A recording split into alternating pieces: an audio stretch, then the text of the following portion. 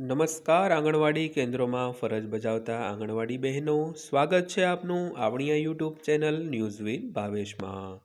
તો બહેનો, આજના આંગણવાડી પગાર વધારો લેટેસ્ટ અપડેટમાં આપણે વાત કરવાના છીએ આજની તારીખ 5/12/2025 એટલે કે 5 ડિસેમ્બર 2025। તો આંગણવાડી બહેનોના પગાર વધારાને લઈને ડિસેમ્બર મહિનામાં મળી શકે છે મોટા ખુશખબર। તો જોઈ લો વિડીયો એટલે બધી જ માહિતી વ્યવસ્થિત રીતે સમજાઈ જશે।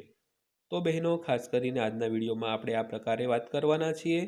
તે પહેલાં ગુજરાત સરકારે ગઈકાલે જ એક મોટી જાહેરાત કરી છે, જેની આપણે સૌથી પહેલાં વાત કરીએ તો મુખ્યમંત્રી ભૂપેન્દ્રભાઈ પટેલે એક બહુ મોટી જાહેરાત કરી છે, જે આંગણવાડી બહેનોને ખૂબ ઉપયોગી છે જાણવી। તો તેની વાત કરીએ તો રાજ્ય કક્ષાના આ કાર્યક્રમમાં મહિલા અને બાળ વિકાસ રાજ્યમંત્રી, જેને સ્વતંત્ર હવાલો આપવામાં આવ્યો છે, તેવા મનીષાબેન વકીલ અને મુખ્ય સચિવ M.K. દાસ સહિત અન્ય લોકોએ હાજરી આપી હતી।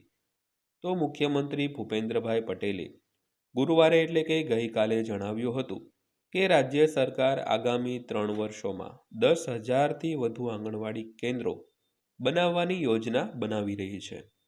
તો રાજ્યમાં હાલમાં 53,000થી વધુ આંગણવાડી કેન્દ્રો છે અને રાજ્યભરમાં 9,000થી વધુ નવનિયુક્ત આંગણવાડી કાર્યકરો અને મદદગારોને નિમણૂક પત્રો આપવાના આ પ્રસંગે પટેલ એક જાહેર કાર્યક્રમને સંબોધિત કરીને બોલી રહ્યા હતા।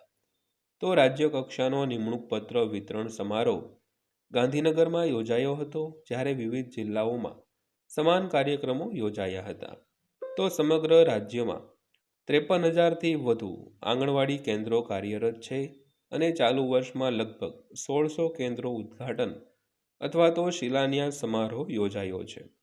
તો આજે અમે લગભગ 170 આંગણવાડી કેન્દ્રોનું ઉદ્ઘાટન અથવા તો શિલાન્યાસ કર્યો છે, તેવું ભૂપેન્દ્રભાઈ પટેલે જણાવ્યું હતું। ત્યારબાદ વાત કરીએ તો આગામી 3 વર્ષોમાં અમે 10,000થી વધુ આંગણવાડી કેન્દ્રો બનાવવાની યોજના ધરાવીએ છીએ, તેવું પણ તેમણે કહ્યું હતું। તો પટેલે જણાવ્યું હતું કે ગુજરાતમાં આંગણવાડી કેન્દ્રો પહેલાં જૂના મકાનો, પંચાયતના ઇમારતો અને મંદિરોમાંથી કાર્યરત હતા, પરંતુ હવે તે સંપૂર્ણ સજ્જ સુવિધાઓ બની ગયા છે। તો આંગણવાડી કેન્દ્રો જૂના મકાનો, પંચાયત ઇમારતો અને મંદિરોમાંથી સંચાલિત હતા। તો વડાપ્રધાન નરેન્દ્ર મોદીના વિઝન સાથે સમગ્ર ગુજરાતમાં સંપૂર્ણ સજ્જ આંગણવાડી નંદઘર સુવિધાઓનું નિર્માણ કરવામાં આવ્યું હતું, જેના પરિણામે આજે 53,000થી વધુ આંગણવાડી કેન્દ્રો કાર્યરત છે, તેવું પણ પટેલે જણાવ્યું હતું। ત્યારબાદ વાત કરીએ તો હળવાશથી તેમણે કહ્યું હતું કે અહીં આટલી બધી સ્ત્રીઓ જોઈને મને આનંદ થયો, પણ ત્યાં એકદમ શાંતિ છે। તો મુખ્યમંત્રીએ જણાવ્યું હતું કે મહિલા સશક્તિકરણ દ્વારા રાષ્ટ્ર નિર્માણના PM મોદીના વિઝનથી પ્રેરિત રાજ્ય સરકાર માતાઓ અને બાળકો માટે પોષણ અને આરોગ્ય સંભાળ તેમજ બાળપણનું શિક્ષણ પૂરું પાડવા માટે પ્રતિબદ્ધ છે। તો PM મોદી હંમેશા મને કહે છે કે બાળકોના વિકાસમાં આંગણવાડી કાર્યકરોની મોટી ભૂમિકા છે। તો આંગણવાડી એ બાળકના જીવનને ઘડવામાં પહેલું પગથિયું છે, તેવું પટેલે કહ્યું હતું। તો આંગણવાડી કાર્યકરો અને સહાયક માતા યશોદાની જેમ બાળકોનું પાલન પોષણ કરે છે, તો મૂલ્યો સ્થાપિત કરવાની અને તેમના ભવિષ્યના નાગરિકો બનાવવા માટેની જવાબદારી લે છે, તેમ પણ ભૂપેન્દ્રભાઈ પટેલે જણાવ્યું હતું।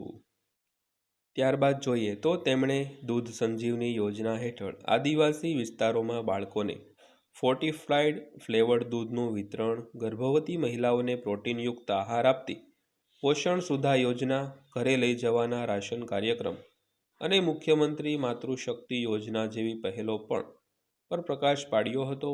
તો વધુમાં આંગણવાડીઓથી પ્રાથમિક શાળાઓ સુધીના 41 લાખથી વધુ બાળકો માટે મુખ્યમંત્રી પોષણ અલ્પાહાર યોજના શરૂ કરવામાં આવી છે, એમ પણ તેમણે જણાવ્યું હતું।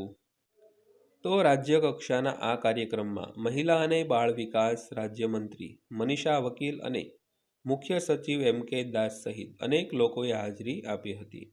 તો આ પ્રસંગે બોલતા મનીષાબેન વકીલે જણાવ્યું હતું કે આંગણવાડી કાર્યકરો આવતીકાલના નાગરિકોના પ્રથમ શિક્ષકો હશે અને તેમના દ્વારા બાળકોમાં વાવેલા બીજ ગુજરાતના ભવિષ્યને આકાર આપશે। તો બહેનો, આ હતી આજની માહિતી પસંદ આવી હોય, વિડીયો સારો લાગ્યો હોય તો વિડીયોને લાઇક કરજો અને આવી જ માહિતીઓ માટે આપણી આ ચેનલ સબસ્ક્રાઈબ કરી લેજો બહેનો.